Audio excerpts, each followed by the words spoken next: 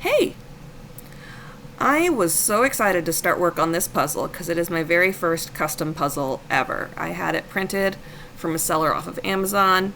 I did notice that it looked like the printer was running out of ink. There were some lines on the photo that you can maybe barely see on camera. But thankfully, those lines didn't show up in the actual build itself, so that's good. This this photo was taken on a trip that a girlfriend and I recently took to Mercersburg, Pennsylvania. Um, she kidnapped me.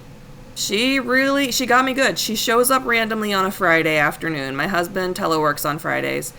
And so I'm just futzing around the house. I don't have any work, but I have laundry, dishes, all the regular household stuff to do. So I'm taking care of all that stuff.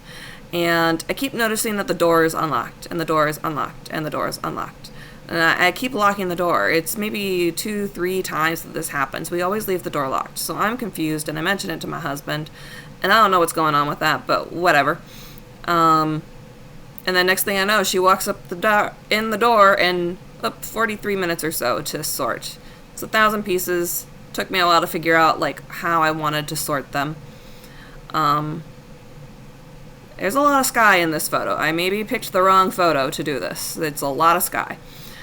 Anyway, so she walks in the house and up the stairs, and next thing I know, she's in my kitchen while I'm doing my dishes, and I'm like, oh, hey, good to see you.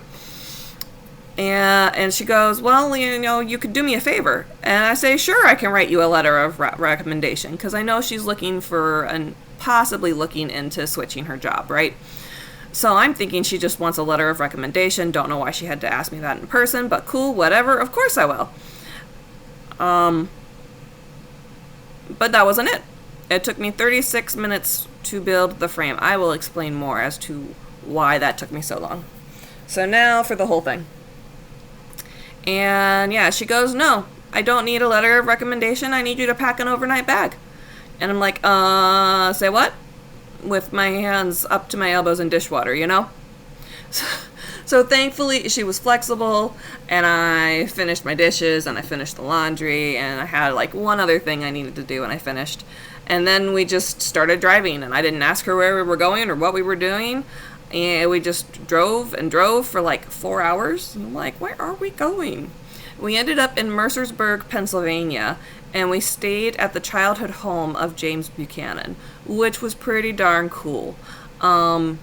It was this cute, quaint little place that had become a bit of a small hotel. Each room had its own toilets and bathrooms, and then this little restaurant downstairs. Cool thing, the restaurant, we go down for dinner, and we see all the crab-related stuff is Southern Maryland style. And we're from Southern Maryland, but what differentiates something as a Southern Maryland style versus the rest of Maryland, right? Even we were confused. So we asked, and apparently the chef is from Southern Maryland, St. Mary's, in fact, which is where I currently live. So we're like, that's kind of cool. What a small world. And the crab cake was great. Could have maybe used some more Old Bay, but I'm a Maryland girl. I love my Old Bay, but it was good. It was fabulous. And the next day, we went to the college that was right behind us, Mercersburg College, I believe it was. Literally a stone's throw from the house, where I believe also James Buchanan attended. And it was just stunning. I live about 10 minutes from St. Mary's College here in St. Mary's County. And I do a lot of jobs there where I interpret tours, open houses, any sort of event that's open to the public and a little bit larger. I'm very often there interpreting, and I just love the campus so much. It's right on the water and it's gorgeous, and this college just gave very similar vibes. But what really struck both of us was this, what did we call it? I want to call it a cathedral now, but that's not right. It's not quite as grand as a cathedral, but as you can see, it is still pretty darn grand. Chapel, that's what we were calling it. It's a chapel. It was incredible. The details on it were amazing. It was stunning as you walked up to it. I took so many photos of it. I really struggled to pick the one I wanted for this puzzle.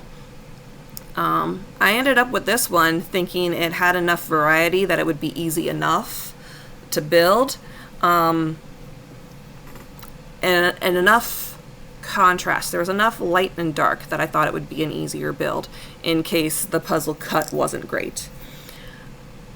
I was wrong. Unfortunately, there is way too much sky for this really to be all that simple, and the building itself I even struggled with.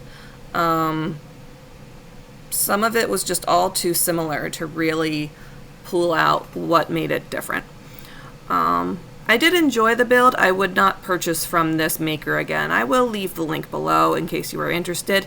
It's a good kind of budget-friendly custom puzzle. I would not do a 1,000-piece puzzle from them unless you have something with a lot of contrast, a lot of different pieces in it. All the shapes are the same, and they fit together very well. It's not a very distinctive cut. So there were a lot of false fits. I struggled a lot. You've already seen me flip the puzzle over to verify that I've had things correct. And I've had a number of things wrong throughout the whole build. So it was quite frustrating. I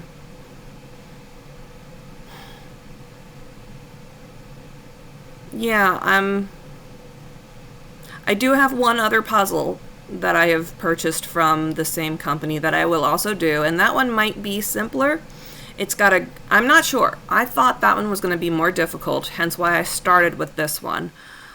But the other puzzle has a gradient, has a pretty distinct gradient throughout most of it. So I'm hoping the gradient will make it easier. I don't know. We shall see when we get to that one. Thankfully, this one does have letters on the back of it, hence why I've been flipping it over. I've been using the letters to kind of cheat and help me build and make sure that I've got it correct.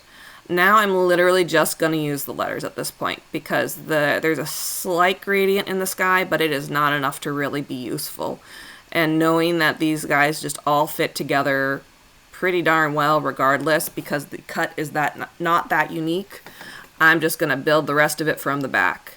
Even this section here, I'll be honest with you, there are a few pieces that I just crammed in the wrong place because I couldn't figure out where they went, so I just crammed. And I said, forget it. It's going to look the same in the end. So it took me maybe 8 hours, just like my last 1,000-piece puzzle did. I did still enjoy it. Would I get this one again? No, but again, I've got another one from them to test out to see if maybe a different style of picture would make it better. It is also a 1,000-piece puzzle. I also just prefer something that has a more random cut in general. That way I know the pieces are correct.